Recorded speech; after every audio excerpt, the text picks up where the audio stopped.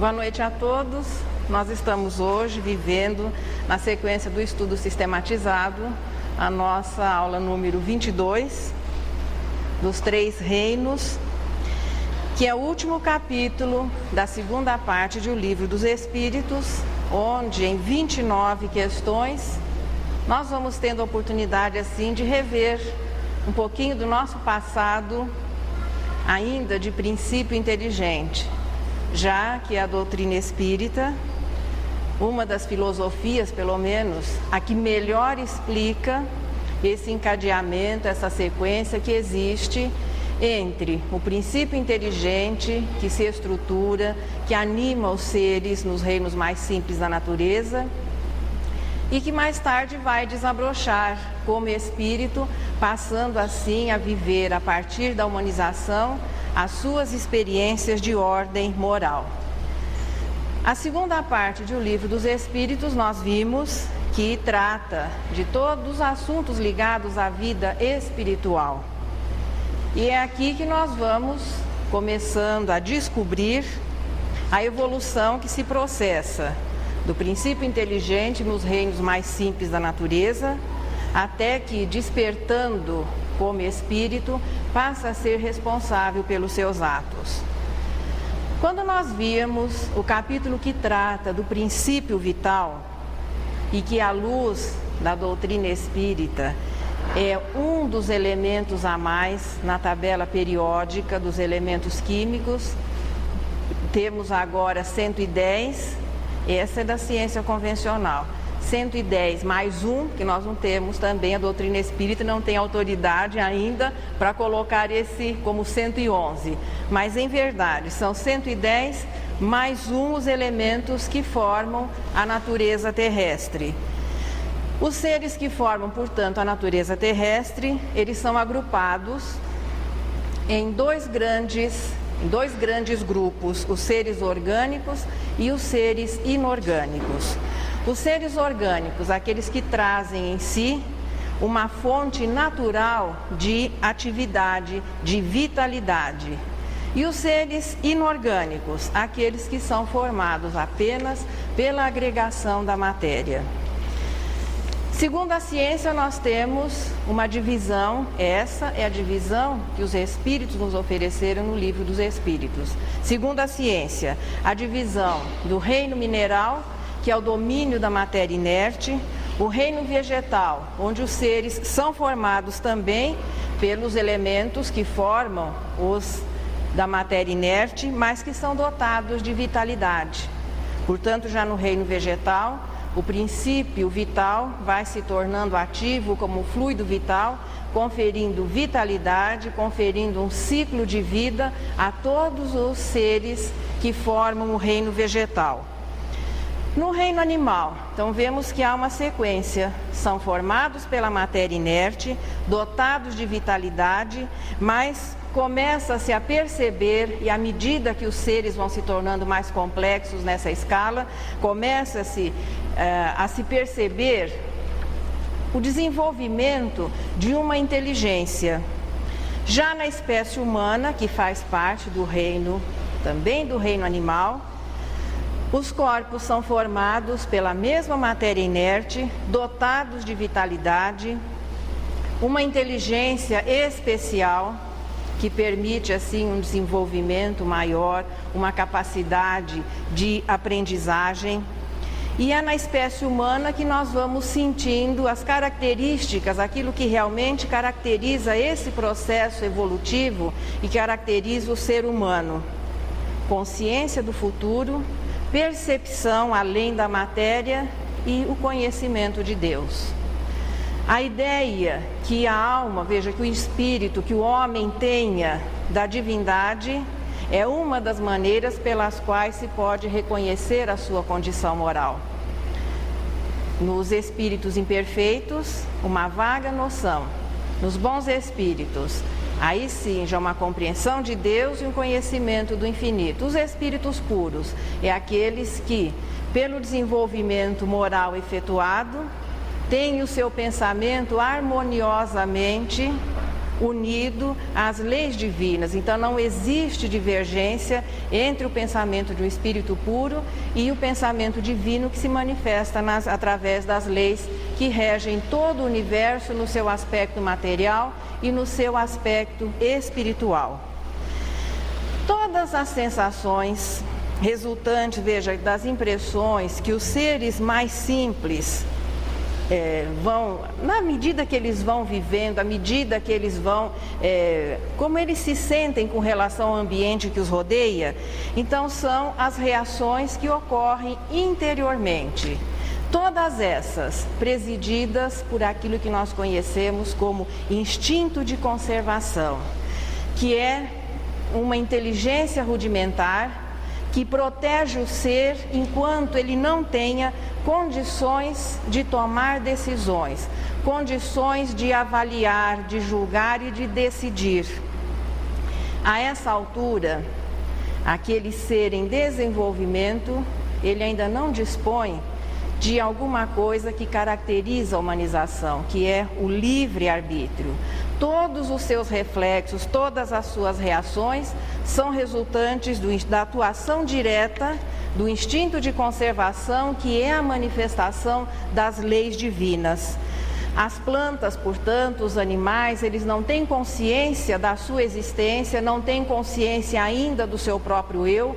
A individualidade, embora exista desde a criação, mas ela está de uma maneira assim se estruturando, mas todos eles sabem o que é melhor para a sua natureza e vivem de maneira condizente, reagem de maneira condizente com cada corpinho de cada espécie que a eles estejam ligadas nesse momento. As plantas, os animais buscam sempre o que lhes seja saudável, embora não tenham consciência de por que fazem isso. E é na resposta 589 que os espíritos disseram que tudo é transição. E mesmo que muitas coisas aparentemente não se assemelhem, mas umas se prendem às outras, ou seja, todo esse processo evolutivo que culminaria na espécie humana é o resultado de uma sequência que cada vez mais vai se tornando complexa a partir de todos os corpos que formam essa escala. Em muitas situações fica até meio difícil o estabelecimento assim, de linhas demarcatórias entre determinadas espécies. Então, aquela sucessão, aquele desenvolvimento, existem momentos em que parece que um serzinho ele tem características do anterior e tem características daquele que lhe vai suceder. Isso é uma prova desse encadeamento, dessa sequência, permitindo que o princípio inteligente cada vez vá desenvolvendo mais aquilo que é a sua característica, ou seja, a inteligência. A espécie humana acabou por formar assim uma espécie diversificada. É aquela em que os espíritos definiram como sendo, é na espécie humana que encarnam os espíritos. O que não significa que nas demais, nas anteriores, não exista a presença do princípio espiritual. Mas o termo alma ou espírito, ele passa a ser aplicado a este ser a partir da humanização. Portanto, é a espécie humana que pensa, é onde o desenvolvimento da capacidade mental vai atingindo a sua culminância com relação ao desenvolvimento do pensamento. Então, o mecanismo do pensamento, porque aprender a pensar bem, pensando bem, para isso nós temos todo o processo da humanização até a angelitude. É na espécie humana que essa individualidade, que aquele princípio inteligente, agora a alma, começa a ter consciência da existência de Deus. E a partir daí, como dissemos anteriormente, pode-se avaliar o seu coeficiente moral pela ideia que este indivíduo tenha da divindade. O que se percebe em analisando os demais seres da escala, aqueles que nos precedem, é que estes seres, principalmente já os animais, quem tem uma convivência assim mais próxima com animais, Em muitas situações, eles parecem ter atitudes que transcendem aos instintos.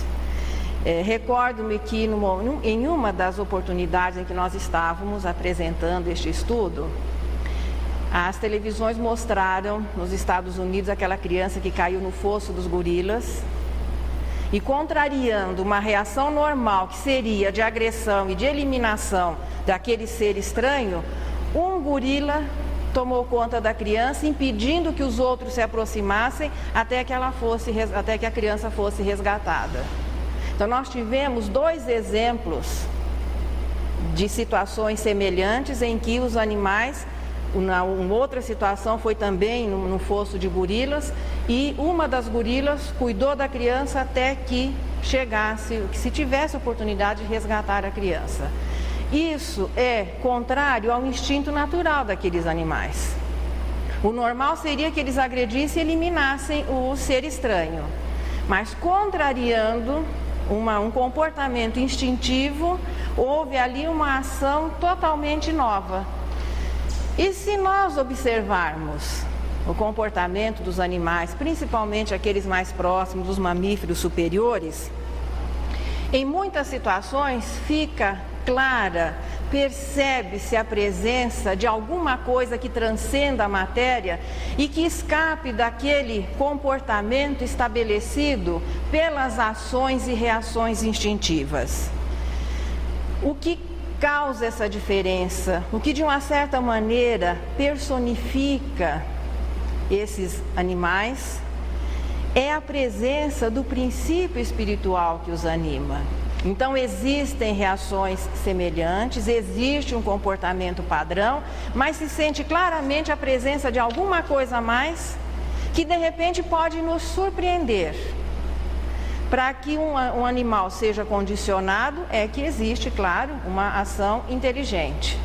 E mesmo dentro desse possível condicionamento, isso às vezes acontece de uma maneira natural e não intencional, embora possa ser intencional também, de vez em quando nós nos surpreendemos. É ali que o princípio inteligente, em cada corpinho, de cada espécie, numa cadeia perfeita que permite o seu desenvolvimento mental, ele começa a exercitar-se no uso daquilo que para nós é a vontade. Querer ou não querer, fazer ou não fazer, e depois na racionalidade estabelecer quando se pode ou quando não se pode fazer ou querer alguma coisa. O progresso vai se tornando, portanto, cada vez mais evidente se nós considerarmos a sequência do reino mineral, do reino vegetal, do reino animal, considerando-os como degraus evolutivos que vão culminar nessa sequência na espécie humana.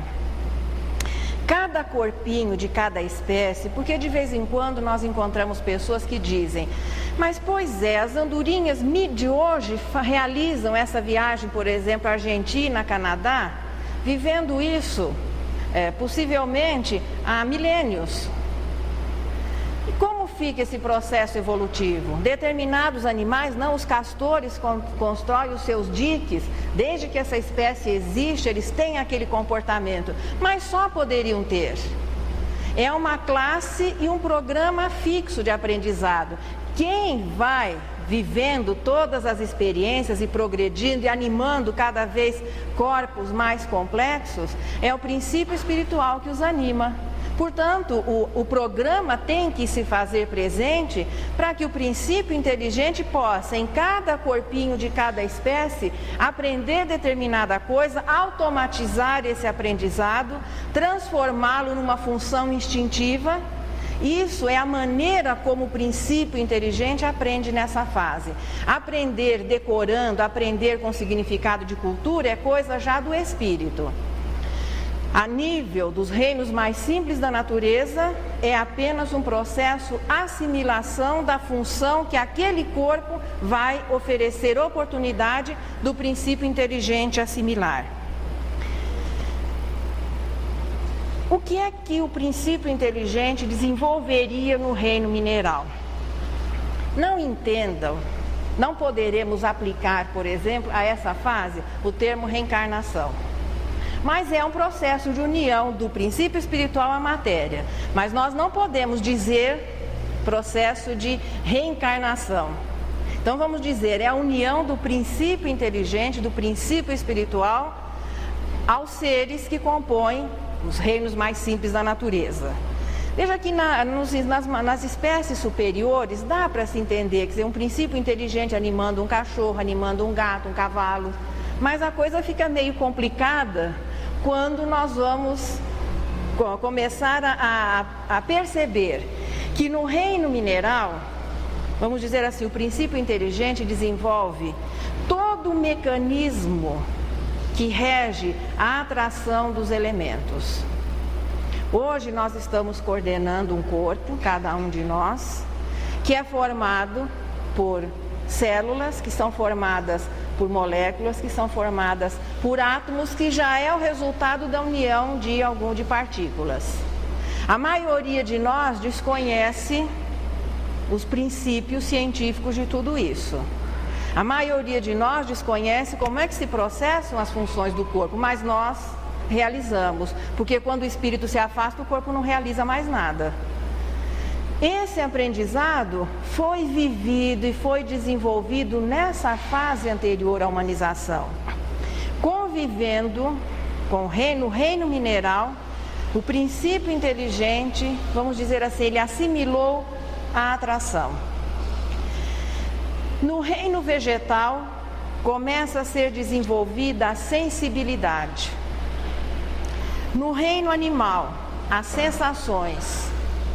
Porque quando se chega à espécie humana, tudo isso tem que ser lição sabida. Inconscientemente, o espírito comanda todo este complexo que é o corpo, providenciando, veja, tudo que é necessário para que o corpo mantenha a sua agregação, para que as funções sejam realizadas. Existe uma parte do nosso cérebro que controla tudo isso, e o espírito consegue realizar tudo isso exatamente porque aprendeu liçãozinha por liçãozinha, começando lá no átomo, depois nas moléculas, nas células, animando corpos cada vez mais complexos, armazenando, assimilando todas essas lições, automatizando essas funções e coordenando tudo através do que? Das leis que presidem a este processo e que se refletem nele, do interior para o exterior, que nós conhecemos como as leis do instinto de conservação. É exatamente por isso que o princípio inteligente passa milênios. André Luiz arrisca até um cálculo, todo mundo já me ouviu dizer isso aqui uma porção de vezes, costuma cair no vestibular, viu gente? Das algas, que já são seres relativamente complexos, se considerarmos a escala anterior, das algas ao raciocínio, o princípio inteligente levou 1.150 bilhões de anos matriculado na escolinha da matéria. Ele só aprende quando unido a um corpo. O princípio inteligente que anima o nosso cão, por exemplo, aprende quando unido àquele corpinho. É por isso que, para a tristeza da maioria de nós, dos que gostam de bicho, né, e que imaginaríamos que quando desencarnado a gente vai encontrar todos os nossos bichos nos esperando, nossa, a fila está grande lá em casa. Mas não é exatamente dessa maneira que o progresso se processa. Não tem sentido a permanência do princípio inteligente no mundo espiritual, porque não existe para ele o aprendizado moral. Ele aprende, portanto, quando unido à matéria, com tudo aquilo que os reinos vão podendo oferecer e, naturalmente, no processo gradual, do mais simples sempre para o mais complexo, não existindo retrocesso. Como não existe retrocesso do espírito para reviver experiências no mundo, nos reinos mais simples da natureza. Será que aquilo que nós temos como exemplo aqui no planeta Terra seria suficiente para que um princípio inteligente se humanizasse? Como tempo, sim, no período em que a Terra oferecia essa oportunidade, porque hoje, embora os registros existam, muitas espécies não existem mais. Então acreditamos que não seja por aqui que o processo de humanização continue a existir, se considerarmos um programa. Considerando-se o tempo, 1.150 bilhões de anos, o tempo teria sido suficiente. Porque a Terra não é a única escola dessa universidade que é o universo. Outros planetas, Galileu afirma isso, existirem inclusive outros reinos além daqueles que nós conhecemos. Portanto, 1.150 bilhões de anos, o tempo terrestre seria suficiente. Não podemos afirmar que o programa que o planeta Terra, que a natureza terrestre pôde oferecer, foi suficiente. E o que os espíritos nos informam? Na resposta 591, é que em mundos superiores, plantas, animais e homens são mais perfeitos, embora continue a existir aquela classificação geral de plantas, animais e homens. É claro que em um planeta, então nós não podemos também, o que Santo Agostinho fala no Evangelho, que nos mundos de regeneração ainda a reencarnação, a reprodução, veja, existe a reprodução e a reencarnação através da reprodução. Mas digamos que existam ainda animais lá para o mundo feliz. Por mais evoluído seja um animal e uma planta, usando uma hipótese, em um mundo feliz, ele será sempre inferior àquele australopiteco que inicia sua jornada no mundo primitivo. Depois de atingir o topo da escala, como planta, como animal, e ao ingressar-se na espécie humana, retorna-se onde a espécie humana inicia, vejam, onde ela está iniciando o seu desenvolvimento, que aqui no planeta Terra, mais ou menos, um pouquinho mais, um pouquinho menos, os primatas, e depois aquela sequência que a ciência já nos oferece, o australopiteco, que vai chegando até que se chega ao Homo sapiens. A espécie humana recebeu esse título porque fomos nós que nos demos. Não foi feita uma enquete entre todas as outras para dizer que nós somos a espécie sábia. Mas é a espécie humana aquela que tem consciência desse processo, a que tem consciência, veja, da sua existência de Deus e que deveria, pelo menos, respeitar um pouquinho mais aqueles que ainda vêm vindo à retaguarda. É assim que gradativamente a alma, a essência espiritual, o ser espiritual, que anima inclusive os seres mais simples dessa escala, que precede, que sucede ao corpo e que quando atinge, pelo desenvolvimento do seu coeficiente intelectual, quando atinge uma determinada fase em que o princípio espiritual passa a emitir o seu pensamento de maneira contínua, então as ondas eletromagnéticas que caracterizam o pensamento passam a ser emitidas de maneira contínua, é quando nós começamos a raciocinar, a estabelecer comparações. À medida que vamos nos tornando mais experientes, começamos a discernir, a escolher. Isso significa poder usar da vontade, o direito de opinar. É a partir daí que nós ganhamos o direito de decidir sobre a nossa vida. Aí o princípio inteligente festeja. Agora sim, sou o dono da minha vontade. É bom olhar o contrato do outro lado, que tem uma cláusula escrita que a esse direito fica ali vinculado um dever, como sempre. Todas as vezes que nos concedem um direito, dá uma olhadinha que o dever já vem em seguida, que é a responsabilidade pelos atos. E que quanto mais ele vai se tornando experiente, quanto mais ele vai sendo informado do mecanismo das leis, mais ele se torna responsável pelos atos. O que não acontece nas fases anteriores. Não existe abuso, não existe excesso. Fazendo um parênteses, não confundir com o condicionamento imposto pela convivência que os animais adquiriram, aqueles que nós domesticamos. Qualquer bicho na floresta sabe o que é condizente com a sua natureza, instintivamente. Sede é água, Alimento, se é herbívoro. Plantas, se é carnívoro, ele vai caçar alguém. Um carnívoro que caça o coelho, ele não está cometendo um crime, ele está simplesmente satisfazendo a sua necessidade e cuidando da sua prole. Vai consumir exatamente na medida exata da sua necessidade. Instintivamente não existe o ser presidido pelos instintos, ali não existe o excesso, não existe o abuso. Mas como é que o nosso cachorrinho tem dor de dente, pneumonia, fica com peso a mais e outra opção de coisas a mais? Porque ele é solidário. O dono toma refrigerante, o cachorrinho aprende a tomar refrigerante. E você começa a distorcer a maneira de ele servir-se das coisas, oferecendo aquilo que não é condizente com a natureza dele. Bolacha, biscoitinho, uma porção de outras coisas, comida enlatada e vai por aí afora.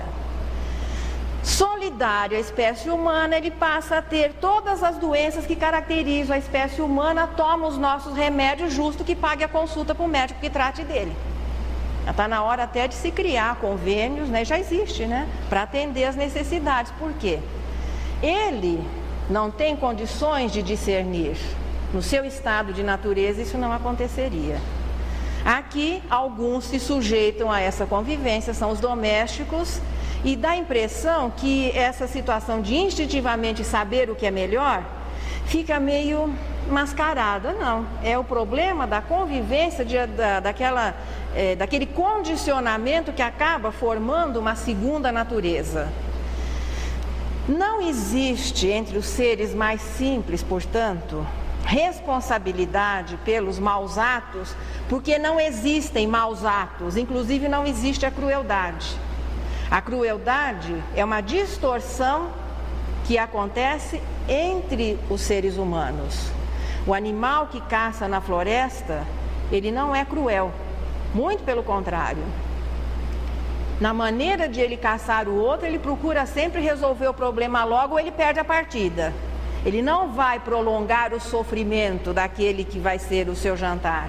Ele vai procurar resolver o probleminha logo. Portanto, crueldade, olhando a natureza, são os nossos olhos. Lá não existe, portanto, responsabilidade pelos atos, porque não existe o aprendizado moral.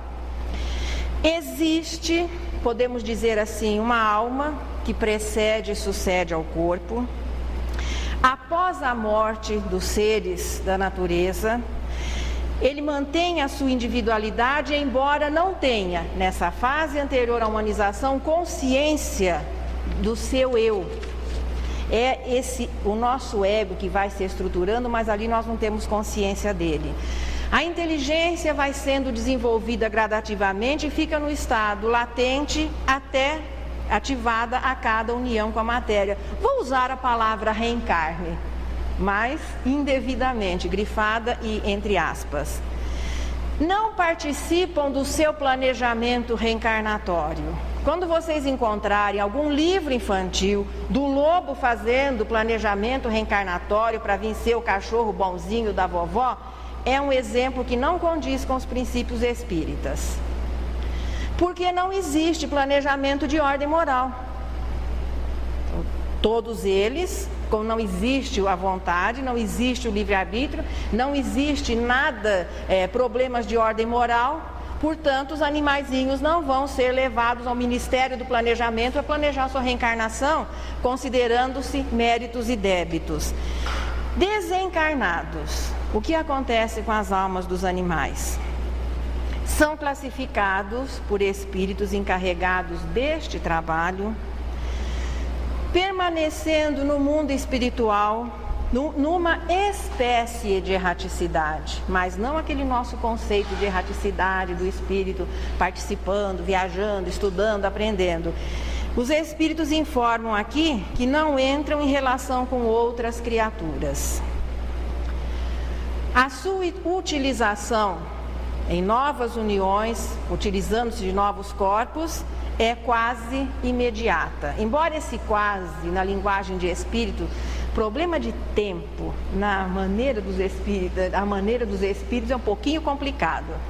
Mas se esse quase significa uma permanência maior ou menor, fica difícil, seria especulação que nós colocássemos. Mas não existe erraticidade no sentido moral, não existe planejamento nesse sentido, e eles permanecem durante o tempo necessário para que possam novamente voltar à vida material, que é a sua única maneira de aprender. As almas dos seres mais simples, Kardec faz essa pergunta, são formadas pelo mesmo elemento inteligente que forma as almas da espécie humana. Voltando lá nos elementos gerais do universo, eu não avisei que hoje haveria assim uma sabatina? Não. Voltando lá nos elementos gerais do universo, comecinho do Livro dos Espíritos. Existem 2 elementos gerais do universo, espírito e matéria, e 3 princípios, Deus, espírito e matéria. E é do elemento espiritual que é formado da individualização do elemento espiritual, é que vai surgir o princípio inteligente, que depois de viver todas as experiências nos reinos mais simples da natureza, será a alma ou o espírito. Do princípio material, do elemento material, que nós vamos vê-lo condensado, materializado mesmo, através daquela tabela de 110 elementos e mais um, da individualização do princípio material, nós temos os corpos que formam o revestimento de todas as espécies. Veja que é uma harmonização perfeita. E o princípio vital, que é o elemento intermediário, de cuja individualização, podemos dizer assim, vai ser formado o revestimento do espírito, para que o princípio inteligente possa unir-se à matéria. E a nível do homem, então nós temos espírito, perispírito e corpo. Nessa trindade, a representação do que é o universo, o princípio espiritual dando origem ao espírito, o princípio material formando os corpos que nós nos utilizamos em cada reencarnação, e do princípio vital sendo formado o perispírito, que é o revestimento natural que permite a união do espírito com a matéria. A alma, portanto, é o resultado do progresso efetuado pelo princípio inteligente em todas as experiências, desde o reino mineral até a humanização. A partir da humanização, uma nova matéria vai ser acrescentada a esse programa. Essa nova matéria se chama moral.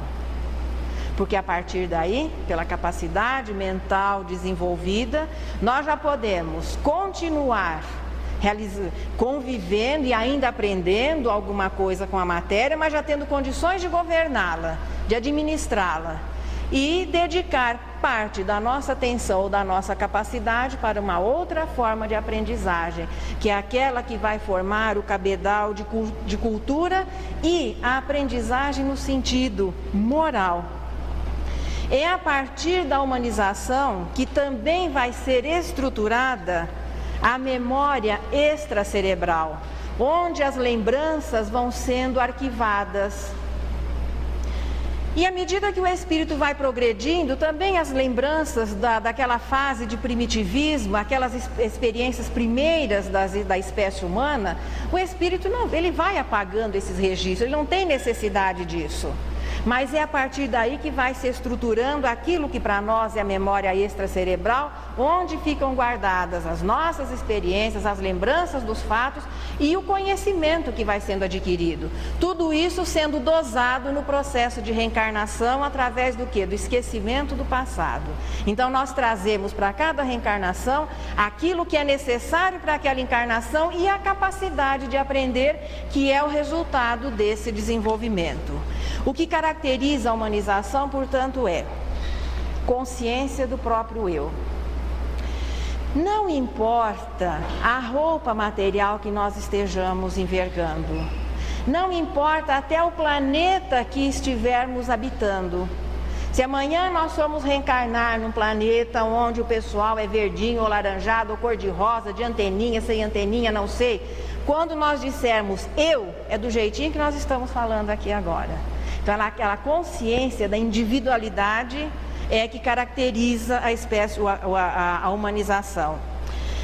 Também o aprendizado moral. O princípio inteligente batalhou 1.150.000.000 de anos para ter direito de falar eu quero ou eu não quero e ser responsável por tudo que ele disser quero ou por tudo que ele disser não quero. Também o que caracteriza a espécie humana é o aprendizado intelectual, o desenvolvimento, a cultura, o conhecimento que nós vamos armazenando e que vai se manifestando nas facilidades, nas aptidões, na facilidade que você vai tendo a cada reencarnação de aprender novas coisas, considerando-se sempre o apoio das experiências anteriores.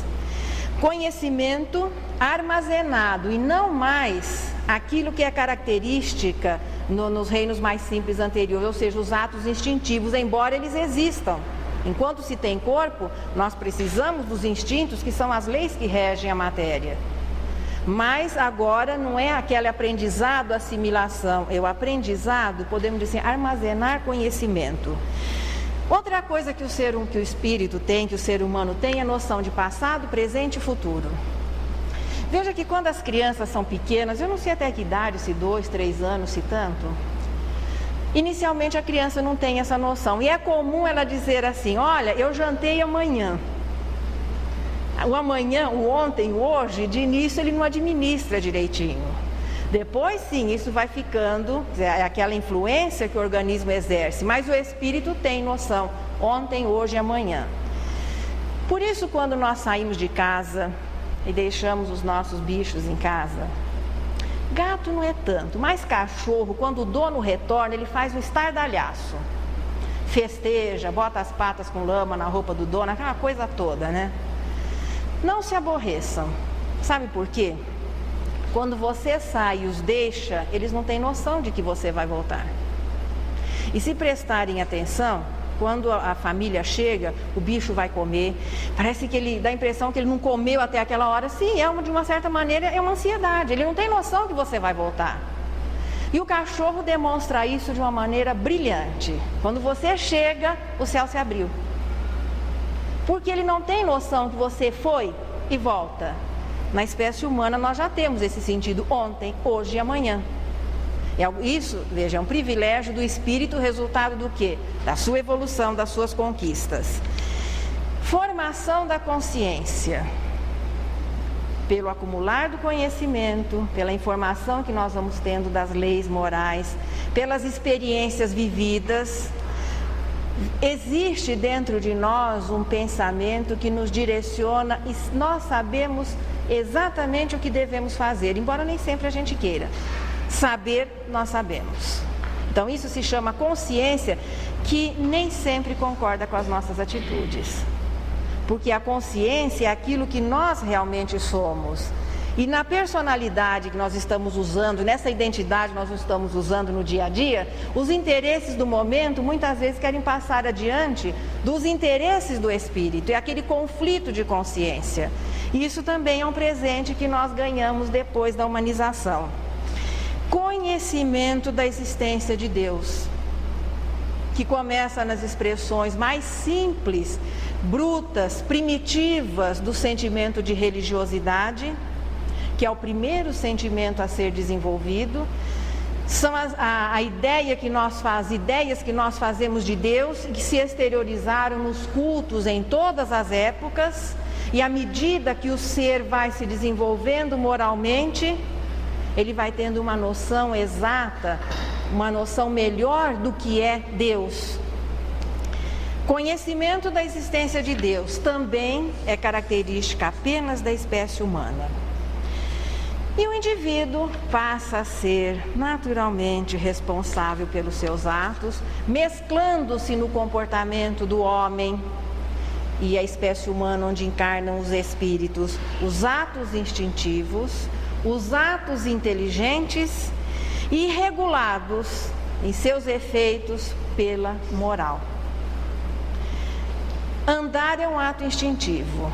Estabelecer um roteiro é um ato inteligente. Aproveitar a caminhada é um problema de ordem moral. Se nós vamos fazer o bem naquela caminhada ou vamos fazer o mal para alguém. Então, isso tudo passa, todas essas situações vão se mesclando. E o desenvolvimento moral através da consciência vai norteando o indivíduo. Vive-se a partir da humanização um novo alvorecer realmente na vida do espírito. As primeiras expressões do homem, da espécie humana, se caracterizaram exatamente pela brutalidade, pela ignorância, no sentido assim de desconhecimento. Não havia muita diferença de comportamento entre o homem primitivo e os seus parentes mais próximos, os primatas. A espécie humana desenvolveu-se muito dentro dela mesma como espécie. Nós fizemos um progresso muito grande no tempo em que ela existe aqui no planeta Terra, e os nossos exemplos são daqui, naturalmente. O início, contudo, dessa jornada da humanização, Emmanuel, em A Caminho da Luz, ele diz que as primeiras experiências da humanização não aconteceram no planeta Terra. Os Espíritos, aqui no Livro dos Espíritos, também dizem. Emmanuel, contudo, diz que aquele ato que fica do último representante da escala animal e começando na escala já humana, o homem, que aquele ossinho perdido que a ciência tem procurado não vai ser encontrado por aqui. Modificações perispirituais, possivelmente, segundo o que os espíritos dizem aqui, experiências em outros planetas, iniciando-se o ser já pensante, embora bruto, começando a desenvolver os sentimentos, mas com uma forte carga instintiva. É aquele início de jornada que, à medida que nós fomos progredindo, as modificações foram ocorrendo e o exterior começou a mostrar essas modificações, incluindo-se nessas modificações um aumento da massa cerebral, para que nós pudéssemos nos utilizar dela com maior tranquilidade. Ainda nós temos massa cerebral suficiente para muito tempo, sem que seja necessário mexer no modelo. Aquelas visões futuristas que o homem do futuro vai ter uma cabeça enorme, hoje, segundo alguns autores, nós nos utilizamos do correspondente a um ovo. E a nossa massa cerebral é muito maior. Pode desenvolver a inteligência à vontade, que não precisa modificar a máquina. Na atualidade, percebemos a distância da espécie humana com os nossos parentes dos reinos mais simples. Eu não gosto muito da palavra inferior, eu prefiro dizer mais simples. E os espíritos dizem aqui que a mesma distância que existe da alma dos seres mais simples, melhor dizendo, do princípio inteligente à alma, seria o correspondente à mesma distância que nos separa da divindade, de Deus. Apenas que no nosso processo evolutivo, nós não vamos atingir os atributos divinos. Aquele exemplo que nós já passamos por aqui, Deus é a unidade, o homem é a dízima, é o 0,99999, projetando o seu infinito, e Deus é a unidade. E os seres que formam os reinos mais simples, um dia atingirão a humanização. Evidentemente que esses que hoje compõem o nosso cenário, não é no planeta Terra que eles vão se humanizar. As condições hoje não seriam as ideais, mas em algum ponto do universo, os nossos animais, continuando essa escala evolutiva, um dia também estrearão como ser humano, bruto, primitivo, mas já podendo sentir aquele eu, que é que identifica a nossa personalidade, e depois continuar o seu desenvolvimento intelectual ainda e moral.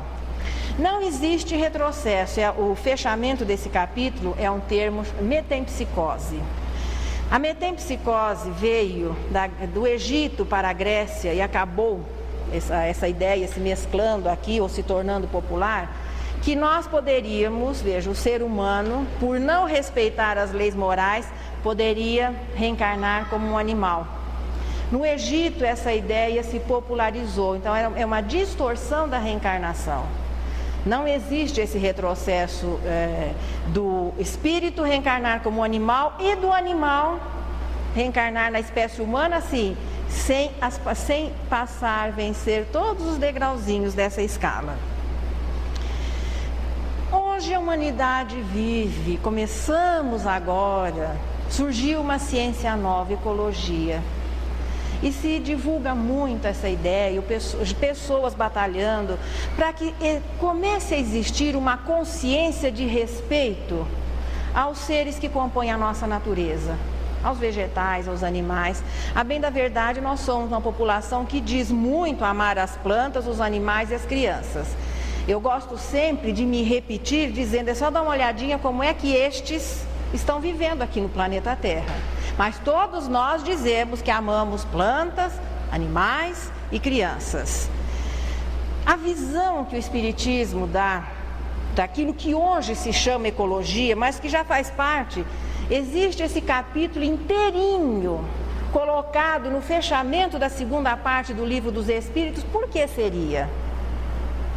Para mostrar essa ligação que existe, porque a terceira parte vai falar das leis morais que diz respeito apenas ao espírito, mostrando esse encadeamento que existe, que nós, a alma que somos nós hoje, que anima este corpo, viveu todas essas experiências passadas.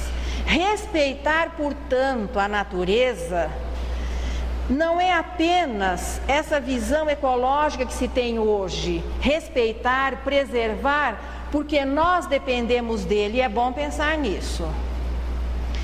Se a espécie humana desaparecesse hoje do planeta Terra, olha, daqui a alguns séculos o verde tomaria conta de tudo e os animais iam estar muito felizes, obrigado, passando bem como nunca passaram.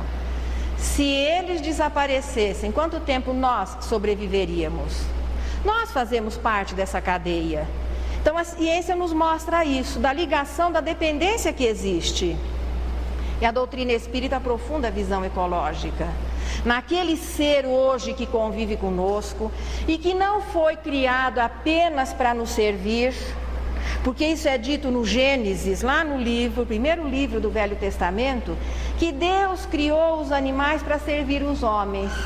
Só que a espécie humana é a última que passou a existir. Para que é que eles existiam antes? Servir a quem? Se nessa linha de raciocínio lá do Velho Testamento. Todos esses corpinhos existem para que o princípio inteligente possa aprender. Então nós temos o dever de conceder a todos eles o mesmo direito à vida que nós temos. E quanto menos nós prejudicarmos essa cadeia materialmente, melhor para o homem. E o não matar é abrangente. Não se falou a quem ou que não se deve matar. Aí nós voltamos naquele assunto que vai voltar na lei de conservação, comer ou não comer carne. Qual é o limite? Então nós vamos adiantar um pouquinho da lei de destruição. Qual é o limite que o homem tem em destruir? Porque os demais seres da natureza já sabem qual é o limite. Instintivamente esse limite é estabelecido. Eles nunca vão matar um pássaro para tirar uma pena para botar no chapéu ou na fantasia. O limite da destruição é para a alimentação e para a sua segurança. Se entrar um leão ali na porta agora, o César tem todo o direito de enfrentá-lo e até de matá-lo. Agora, se nós formos na floresta, nós não temos o direito de matá-lo. Então nós temos o direito de nos alimentarmos e da pessoa se servir de tudo aquilo que esteja à sua disposição. O limite do necessário. E para nossa proteção agora. À medida que o espírito vai progredindo, ele vai ficando meio sem graça. Porque quando se fala assim que tem que existir um respeito ao semelhante, a gente entende semelhante, cabeça, tronco e membro. Então olha todo mundo assim, um parece com o outro, né? 2 olhos, nariz, a boquinha. Então você parece que se forma assim uma... Imagine comer um pedacinho de carne humana, não ia fazer mal para ninguém. Mas forma-se aquela coisa lá dentro e você nem sonhar.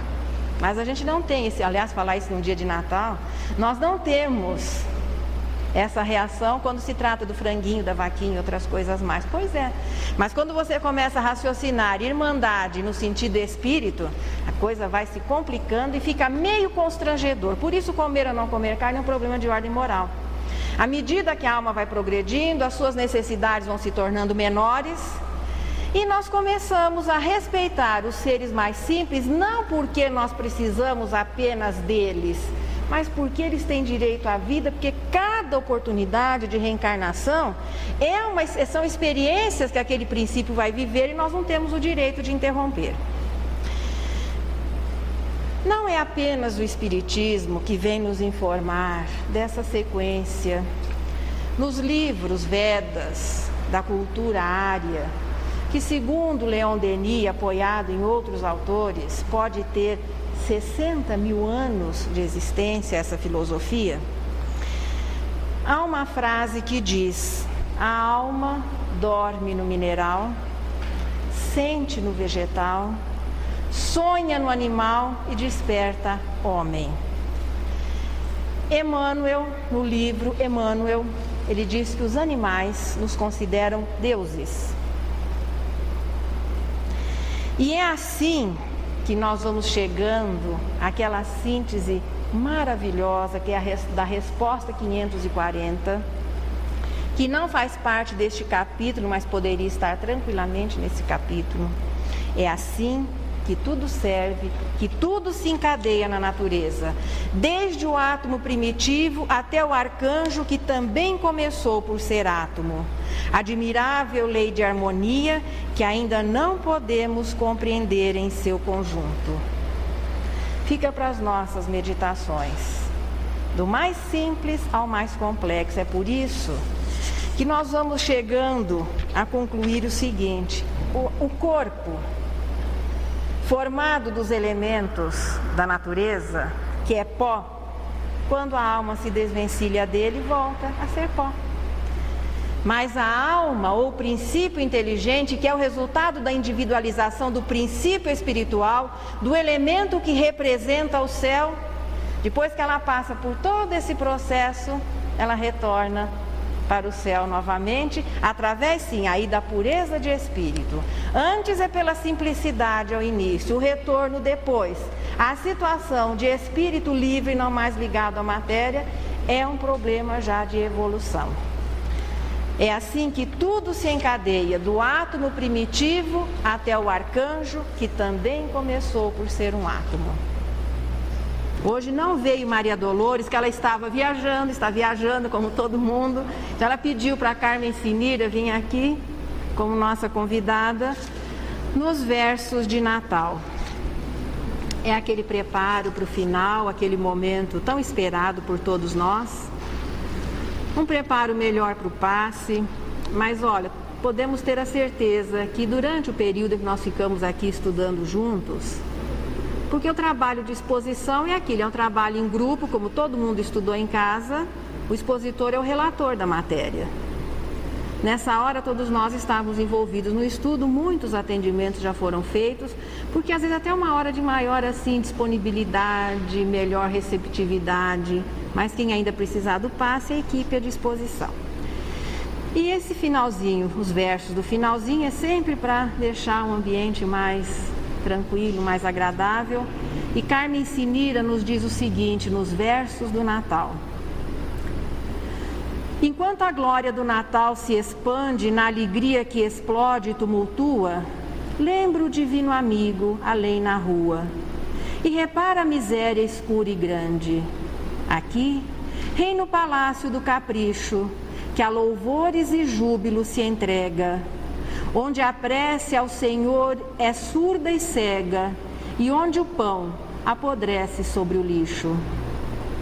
Ali ergue-se a casa da ventura, que guarda a fé por fúlgido tesouro, onde a imagem do Cristo em prata e ouro dorme trancada em cárceres de usura. Além é o ninho da felicidade, que recorda Belém cantando à mesa, mas de portas cerradas a tristeza dos que choram de dor e de saudade. Mas além clamam sinos com voz pura: Jesus nasceu. É o templo dos felizes que não se voltam para as cicatrizes dos que gemem nas chagas de amargura. Adiante, o presépio erguido em trono Louva o Rei pequenino e solitário, olvidando os herdeiros do Calvário sobre as cinzas dos cátares de abandono. De quando em quando, o Mestre, em companhia daqueles que padecem sede e fome, bate ao portal que lhe relembra o nome, mas em resposta encontra a noite fria. E quem contemple a terra que se ufana, ante o doce esplendor do eterno amigo, divisará de novo o quadro antigo, Cristo esmolando asilo na alma humana. Natal. O mundo é todo um lar festivo. Claros guizos no ar vibram em bando. E Jesus continua procurando a humilde manjedoura do amor vivo. Natal. Eis a divina redenção. Regozija-te, canta renovado, mas não negues ao Mestre desprezado a estalagem do próprio coração.